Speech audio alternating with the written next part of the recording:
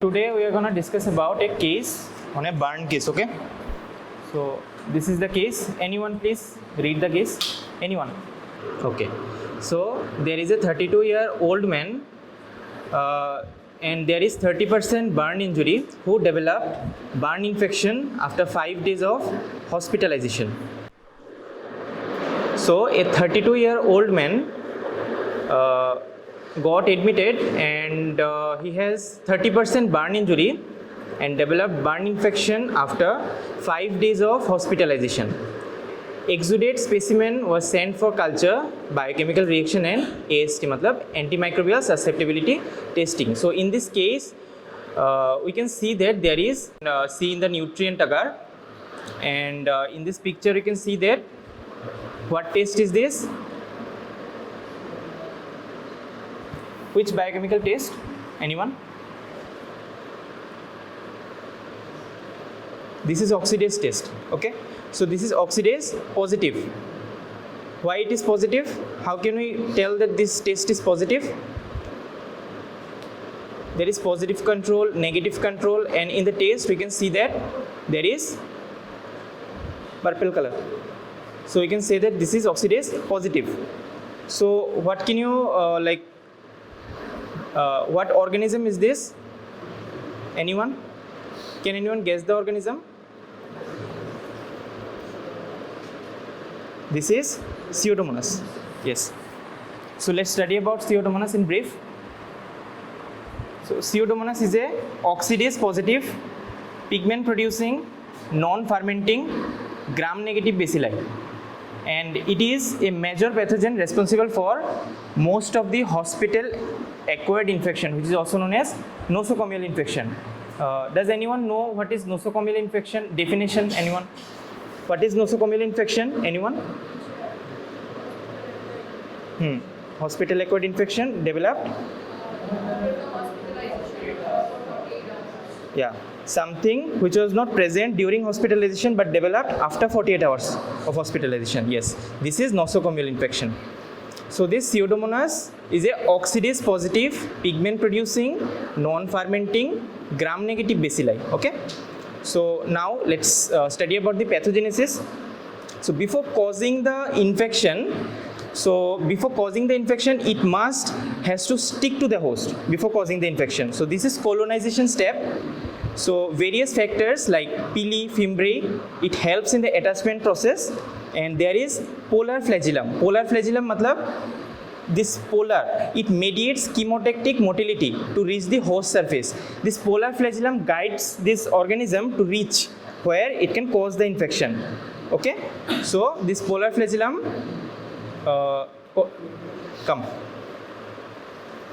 So this polar flagellum contributes to the motility of the organism.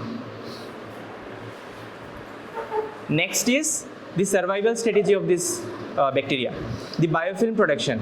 Some mucoid strains of Pseudomonas have a slime layer or alginate layer which facilitates biofilm production. So this biofilm production is like a shield. It produces a shield around it. So this shield or this biofilm protects from various types of our immune cells or antibiotics. So thus helps in adhesion to the host cells and purulent mucus. Such strains can cause infections in patients with cystic fibrosis. Okay. Next is toxin mediated damage. So there are two types of toxins. One is non-diffusible toxin, other is diffusible toxins. Non-diffusible toxins, they act directly to the host cell. So examples include exotoxins like STUY. They are delivered directly into the host cell. This causes direct cytotoxicity and it evades phagocytosis. Okay. And the next toxin is diffusible toxin. So it spreads in the tissues. The most important toxin is exotoxin A. This exotoxin A inhibits elongation factor 2. This elongation factor 2 is very important for a cell to produce proteins. So if elongation factor 2 is damaged, so the protein production is stopped. Okay, and eventually the cell will die. There are other diffusible toxins like pyocyanin, proteases, elastases, phospholipases, and hemolysins. Okay, so these are toxin mediated damage. Next is host inflammatory response. So the bacteria is causing harm to our body, so our body will also respond accordingly, na? So this is host inflammatory response. Triggers are endotoxin, lipopolysaccharide, flagellin. This activates toll-like receptor. This toll-like receptor is like a sensor. This toll-like receptor senses whether there is presence of any endotoxin, flagellin. Okay, then this toll-like receptor gets activated. If it detects any presence of endotoxin, flagellin, then it will cause response. If there is mild response, so basically there will be protection, it will protect our body. But if the response is excessive, so it will cause collateral damage. It will cause damage to the bacteria also and damage to our body also. It will cause tissue injury and eventually septic shock. Okay, so this is host inflammatory response. And there are pigments. This bacteria produces various pigments, and Pseudomonas aeruginosa. This pyocyanin is unique to Pseudomonas aeruginosa. Pyocyanin, blue-green color. Pyovardin or fluorescein, it produces yellow-green fluorescence. Pyorubin, red color, and pyomelanin produces brown-black color. Okay, these are the pigments. Then capsule and antiphagocytic mechanisms of this bacteria. So it has polysaccharide capsule. This polysaccharide capsule prevents phagocytosis. Okay. Then multi-drug resistance. This Pseudomonas is known to have genes which codes for resistance to several antimicrobial agents. So this bacteria is having like multi-drug resistance. It is intrinsically resistant to commonly used antibiotics. Okay, so thereby it helps the bacilli to survive under antibiotic pressure, especially in the hospital environment. Biofilm production is another mechanism by which it prevents the entry of antibiotic into the bacterial cell wall. Then multi-disinfectant resistance. So it helps the bacilli to grow in presence of various disinfectants. So disinfectants is used to like kill other bacteria. Like it is used to mop the floors to kill the other bacteria present in the floor. So this bacteria can grow even in the disinfectants also. Okay. So thus it spreads the infection to the hospital. Okay. Then there is wide temperature range. This Pseudomonas survives in extremes of temperature from 5 degrees Celsius to 45 degrees Celsius. So 5 degrees Celsius means fridge. It can grow in fridge also, and 45 degree means hot surface. It can grow in that hot surface also. So it has a wide temperature range. So that's why this bacilli is called to be ubiquitous. Ubiquitous means present everywhere, isn't it?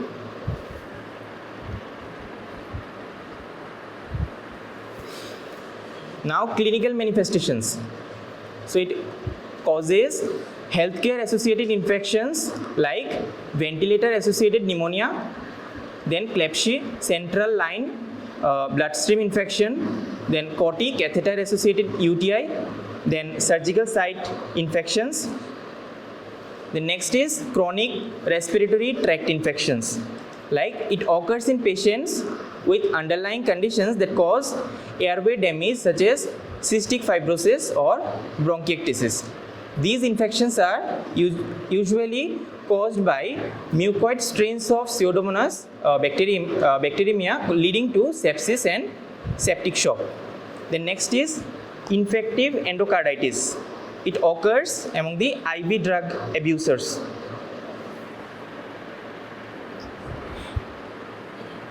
The next is ear infections. So the infections are either mild such as swimmer's ear or otitis externa among children, or serious necrotizing form as malignant otitis externa in elderly diabetic patients. Then eye infections such as corneal ulcer and endophthalmitis secondary to bacteremia. Okay. Then skin and soft tissue infections such as burn wound infection like the case we presented, and ecthyma gangrenosum, green nail syndrome, and cellulitis with blue-green pus. So these are the clinical manifestations. Now lab diagnosis. First is sample collection. So what are the samples we can collect? Pus, then wound swab, urine, okay, then direct smear. So we will see gram-negative bacilli and pus cell in direct smear, okay. Then in culture on nutrient agar we can see opaque irregular colonies with metallic sheen and blue-green diffusible pigments, okay, like the nutrient agar we saw in the first slide, isn't it? We can see opaque irregular colonies with metallic sheen and blue-green diffusible pigments. In blood agar we can see beta hemolytic grey moist colonies, and in Mekongki agar we can see non-lactose fermenting colonies, okay. Then selective media we can use like citrimide agar for Pseudomonas. Then culture, smear and motility. It is motile because it has polar flagellum, isn't it? So it is motile gram-negative bacilli. Identification tests like it is catalase positive, oxidase positive, and ICAT test will get indole negative, citrate plus, urease minus negative.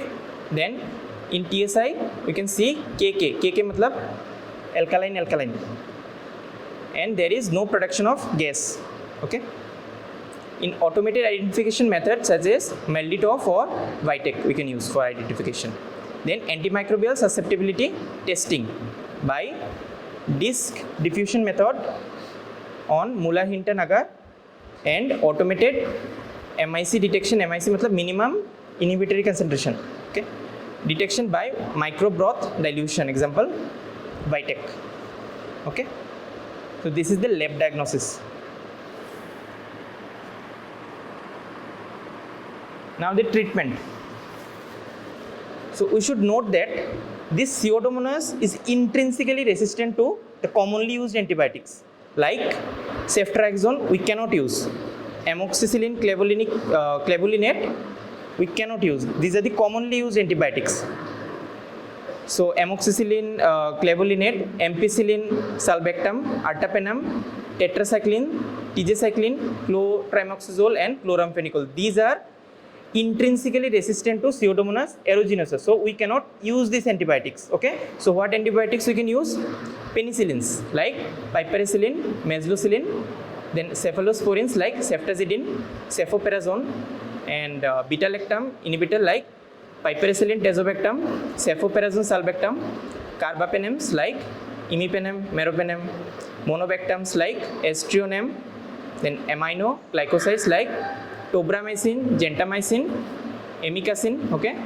Then quinolones like ciprofloxacin, polymyxins like polymyxin B, colistin, okay. So this is treatment, okay. So that much only. This is the theory part. Now the case. A 32-year-old man, 30% burn injury, developed burn infection after 5 days of hospitalization. So we know the exudate specimen was sent for culture, biochemical reaction and AST, okay. So identify the medium A and describe the growth. What is this medium? Anyone? What is this medium? Medium. This one, green color. What is this medium? This is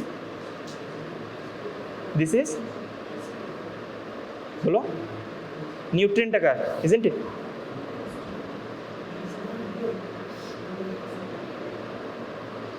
You have confusion? Anything? Bolo? This is nutrient agar, na? Okay. So describe the growth. So what is the growth? This is large, opaque, irregular colonies with metallic sheen. Metallic sheen matlab we can see that metallic color na, reflection of light. This is metallic sheen, okay. And green pigmentation on nutrient agar. So it should be noted that clade agar and TCBS media are also green in color. So it should not be confused. That's why I've put this extra.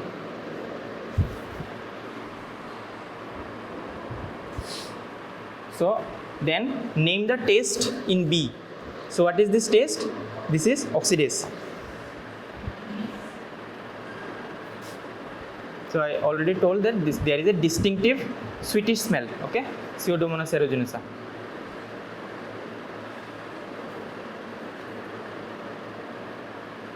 So this is oxidase test. So other two organisms which show similar results are Neisseria, meningitis and Vibrio cholerae. So you will write in the exam like that, the probable organism based of the clinical history, culture media growth and biochemical findings is Pseudomonas aeruginosa. Okay.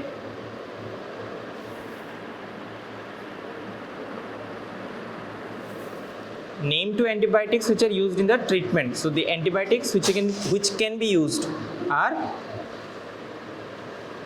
penicillin plus beta-lactam inhibitor like Piperacillin-Tazobactam injection PIP. So this is a brand name, okay? Piperacillin-Tazobactam. Carbapenem you can use like imipenem, meropenem, and Quinolones like ciprofloxacin. Okay.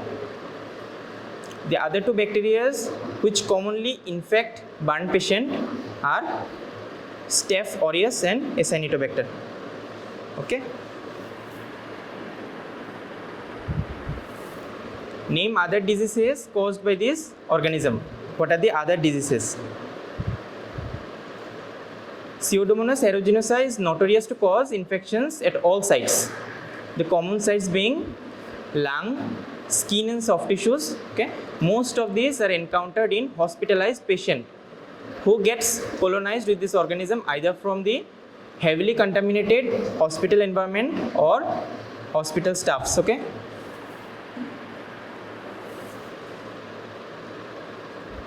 I have already mentioned all this in the clinical manifestation. Okay. Healthcare associated infections like ventilator associated pneumonia, then central line associated bloodstream infection, COTI, catheter associated UTI and surgical site infection. ER infections like this swimmer's ear, otitis externa, then serious necrotizing as malignant otitis externa in early diabetics. Then infective endocarditis, it occurs in IV drug abusers and this UTI, nosocomial UTI. Okay. So these are the other diseases caused by the organism.